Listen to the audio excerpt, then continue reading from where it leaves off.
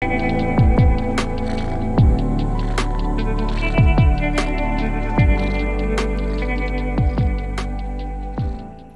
welcome to Dwelling with God.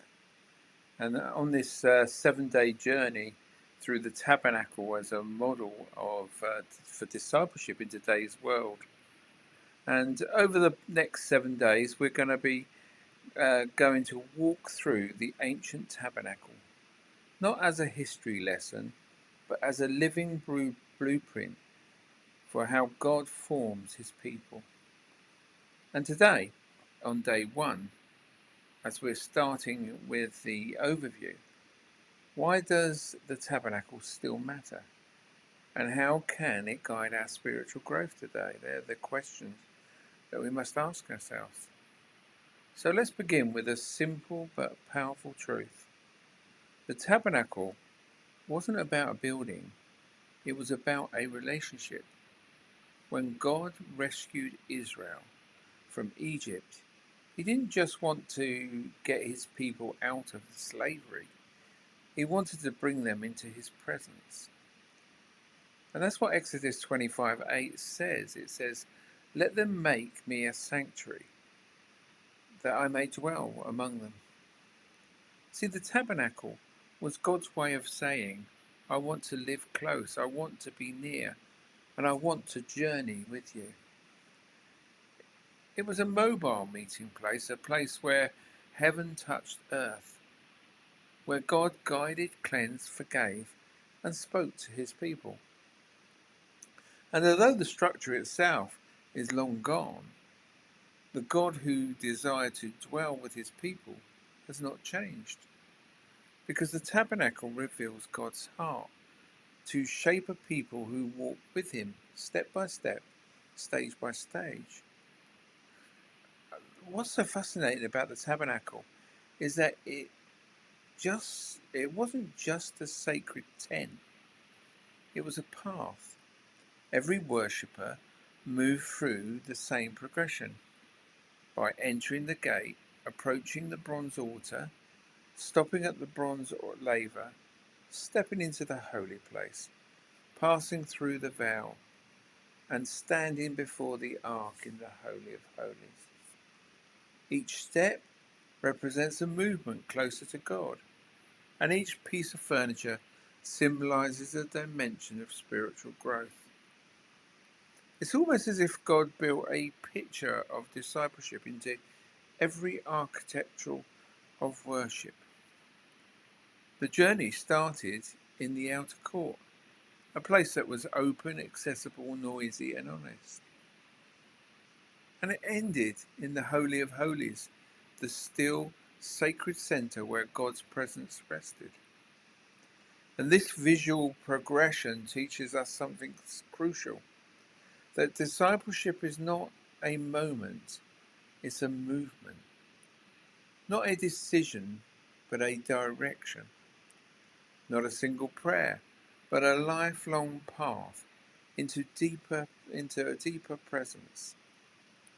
And in today's world, we often think of discipleship as a course, a class, or a checklist or a simple online video series. But the tabernacle reminds us that discipleship is a journey of proximity. It's about walking steadily closer to the heart of God. See, the tabernacle model helps us, firstly, to visualize spiritual growth. We can literally see the journey by entering in, surrendering, being cleansed, and practicing spiritual habits, and breaking through the barriers and living from God's presence. And secondly, it's about identifying where we are. Are we standing at the outer gate, curious but not committed? Or are we at the altar, laying down our own old habits?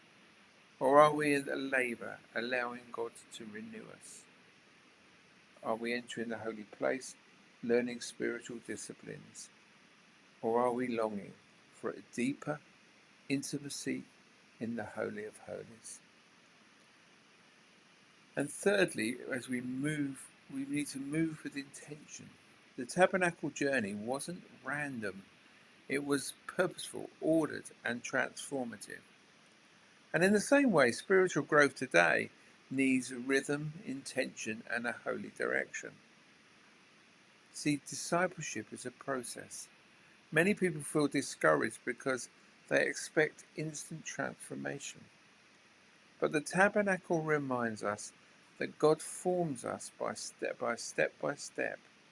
that grace by grace and day by day. See, growth takes time and God is patient.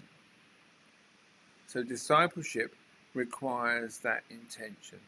No one accidentally walked into the Holy of Holies. Every step required a decision. And it's the same is true today.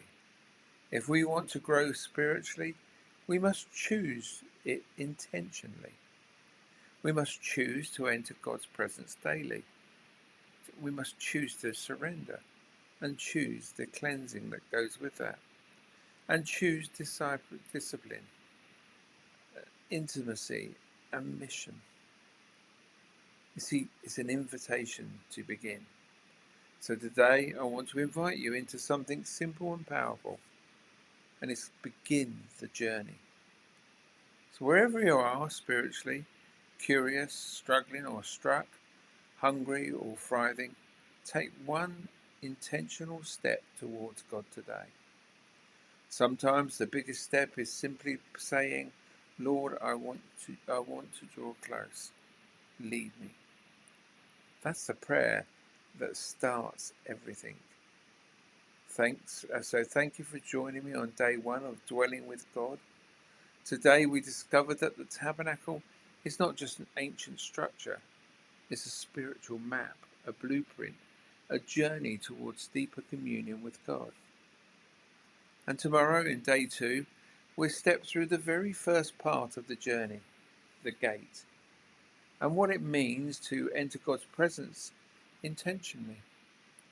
So, until then, may you walk with purpose, with openness, and also with expectation.